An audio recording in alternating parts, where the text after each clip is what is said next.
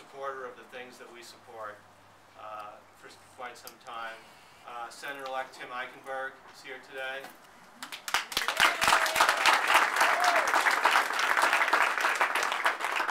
Representative-elect Ben Rotifer, who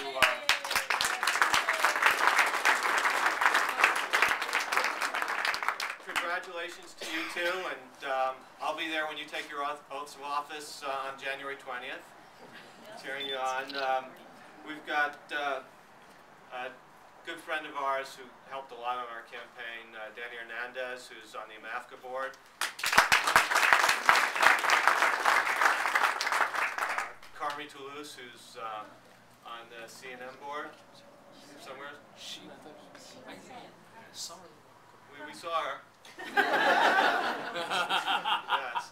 And we have any other electeds that I left out? We covered them all, great. I don't want to speak very long. I do want to thank, and I couldn't, if I was going to thank people, I'd wind up thanking everybody here. My election, my re-election was not an individual effort. It involved a whole bunch of people who believed in what I've been doing and were willing to put their shoe leather and their $5 and their own reputations on the line and say good things about me. And I'll tell you, that's an awesome responsibility. We've got our friends here for organized labor, and they were just so big behind us. And because we all care about New Mexico's working families, we care about consumers. I said I wasn't going to thank folks individually, but I do need to acknowledge Antonio Sandoval, who is our field director.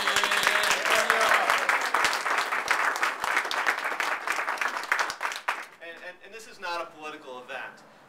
We use the official email list for this, so I don't want to make this a political event. This is a time for, the election is over, and it's a time we should celebrate. Maxine has prepared a real good spread, and I hope you can all stay and help us celebrate. But there's a lot of hard work ahead.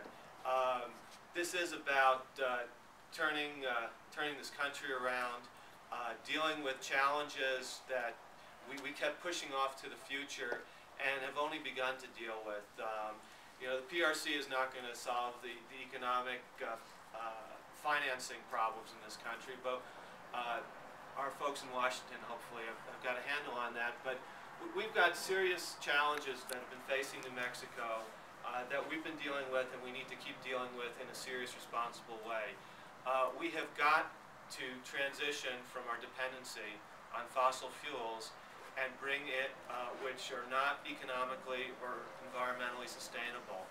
New Mexico has such excellent renewable resources. We've got enough solar energy potential to produce more electricity than the whole country uses, but we just need to develop it. We've got wind energy, far more than we can use in this state. We've got wind that they want in other states, and it's low cost. They don't want the wind, they want the electricity because it's a low cost and it's environmentally relatively benign. But to get it there, we need to build more transmission. We need to continue what our commission's been doing to provide the right incentives to develop our solar resource so that we actually get plants built. I'm pleased to say that in the last week, I and my colleagues, we passed new solar incentives for customer-owned generation that will enable us to go from seeing a few panels here and there. We will start seeing them throughout the state. We're now down in southern New Mexico and El Paso Electric's territory and southwestern Public Services territory with customer-owned generation incentives. And for the first time, we're incentivizing systems over 10 kilowatts. So we're going to start seeing them on the roofs of stores, Walmarts, small businesses, maybe some government buildings. And even more exciting to me, and it didn't get as much attention, we approved a contract for a 64-megawatt solar thermal plant to be built under a contract to El Paso Electric. PNM has a procurement out for 100 megawatts of solar thermal. And we're talking serious, we're not talking demonstrations, we're talking bringing this into the mainstream. And the other thing, and I'm so proud of what we've done, but we have so much challenges. If we stop now and we don't keep pushing, we will find ourselves where we were in the 10 years ago when we had this big push in the 80s and all of a sudden oil got cheap again and we forgot about it. If we do that again, we'll be condemning our kids to worse crises than we can imagine. We're also in the process of managing telecom.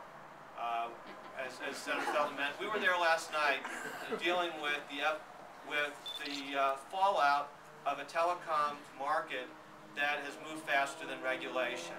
And that's not a bad thing. I mean, we don't need to regulate everything. There's some good things about the market, but we had 15,000 customers who had voice phones and didn't realize that they had no protection from an interruption that hit them without warning. And that included public safety, county and municipal governments, police and fire, health facilities. And on the PRC, our challenge is going to be to find the right balance of regulation, to protect consumers where they absolutely need to be protected, but to allow these markets to develop so that we can get these new technologies to continue to be invested in, and folks can get more options, and we can get away from a monopoly provider. But in doing so, we need to recognize that these services are affected with the public interest, and we can't treat them just like iTunes or our music and entertainment. These are essential things. And in the midst of all that, we will be continuing to protect consumers whether it's a water system that doesn't provide water that's safe and drinkable and reliable out in the rural areas, or it's a transportation company that's taking advantage of customers, or it's insurance that needs to, again, to be reformed to reflect the new realities in the markets.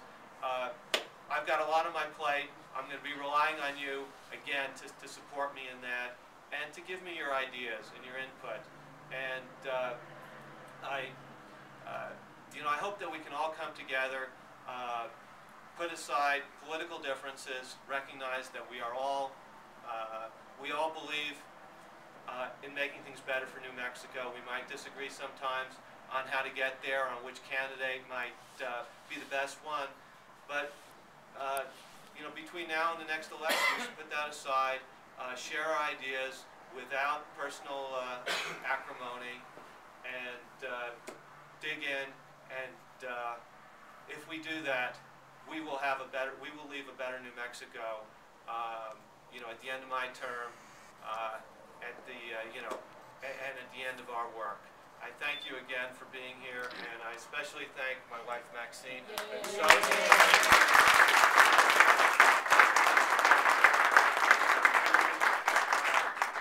who's been so supportive of what I've been doing, both in the campaign and especially the work I do in the commission. And this is my son Levi, who many of you have met. He's a sophomore at Loyola Marymount, and he was a big part of our first campaign. This time around, he was keeping the university straight and running the Los Angeles Loyola newspaper as their managing editor. My daughter, Nikki Hossack, who's a senior at NYU, and I'm so proud of my children, and I work so hard to make them proud of me as well, and sometimes we succeed. Thank you.